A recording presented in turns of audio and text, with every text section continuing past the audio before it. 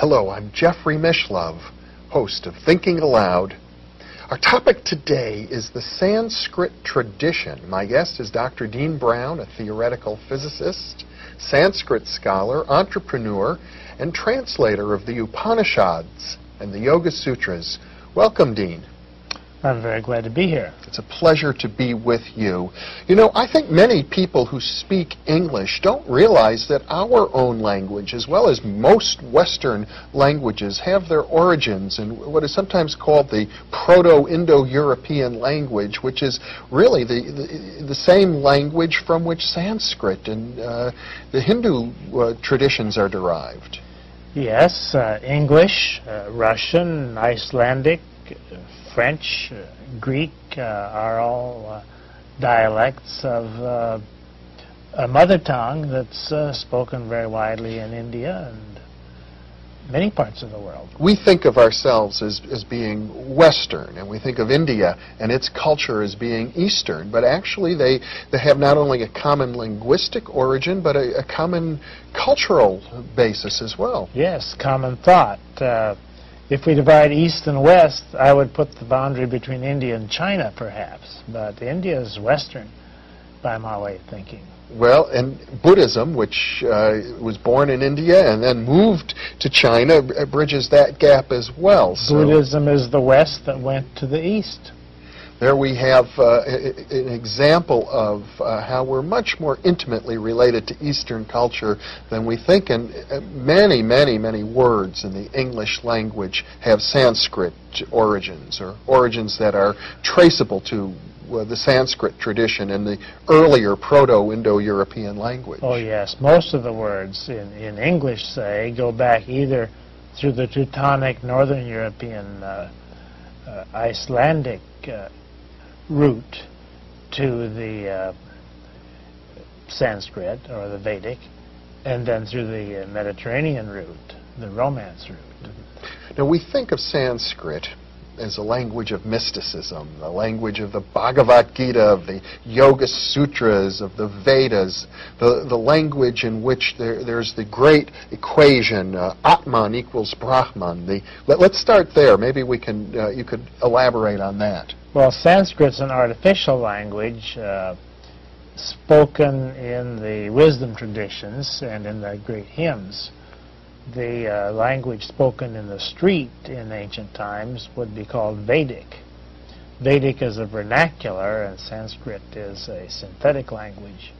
Just like the Latin that Julius Caesar spoke would be vernacular, but the Latin that we have in medicine and law and botany and the church is not the street language. So Sanskrit was a formal language used by the priests and by the philosophers of ancient times. Yes.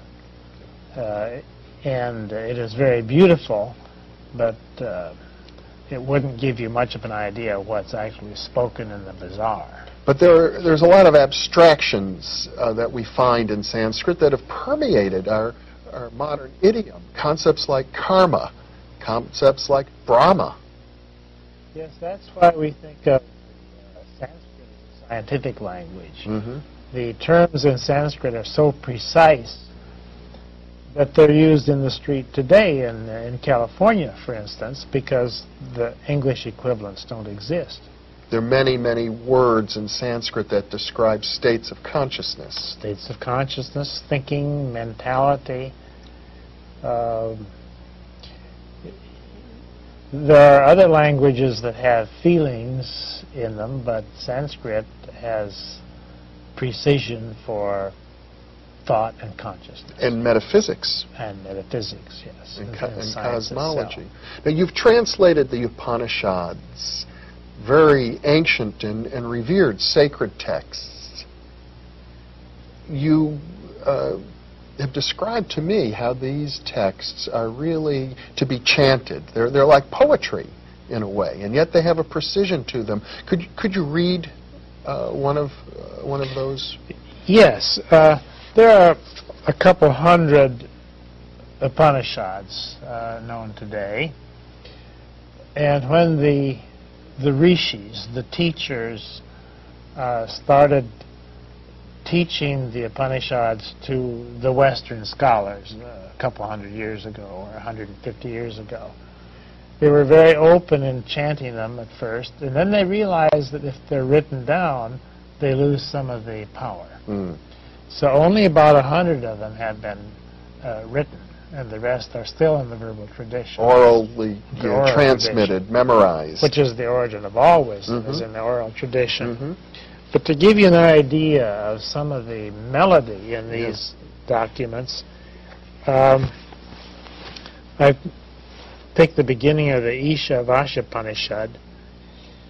It goes like this. Om, the sound of the universe. the sound of the universe, from which we get our modern word of human, Om. Humble. Full that. Full this. From the full, everything has come out. Having taken everything out of it, the full alone remains.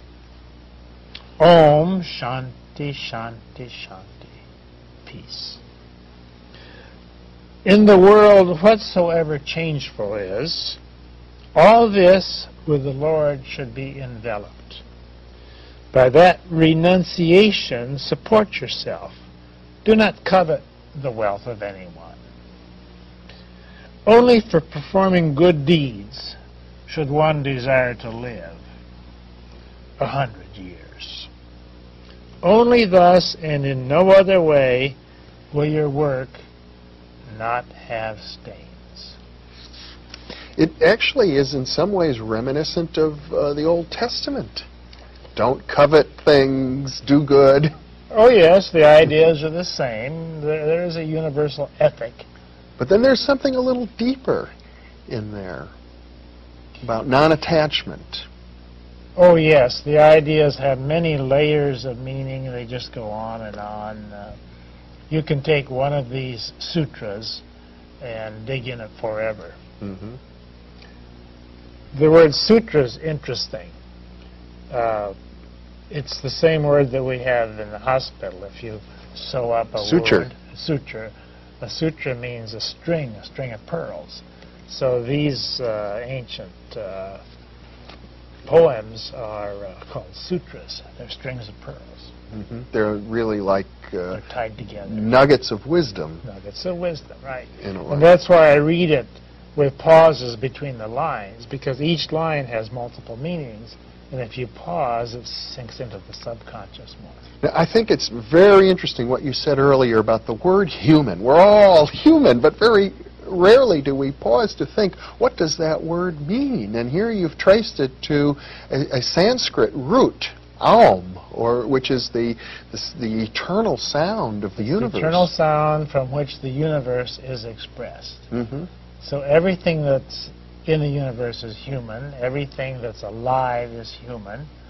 Homo sapiens, among other things, is human, but we won't be around very long. Humanity will prevail long after Homo sapiens has been forgotten. And the Vedic tradition is one that has this sense of eternal cycles. Lots of time. Yes, in the Veda there are epochs of time that come and go like a big wheel. We're coming to the end of an epoch right now, which is one of the worst ones. And the Kali Yuga. The Kali Yuga, and we'll come around to a better time. Yeah. If you don't like these times, hang on. Better times are coming. Well, it's interesting to me, Dean, you had had a career in theoretical physics, and many theoretical physicists, such as yourself, have studied the Sanskrit tradition. Many of the great physicists have made a point of it.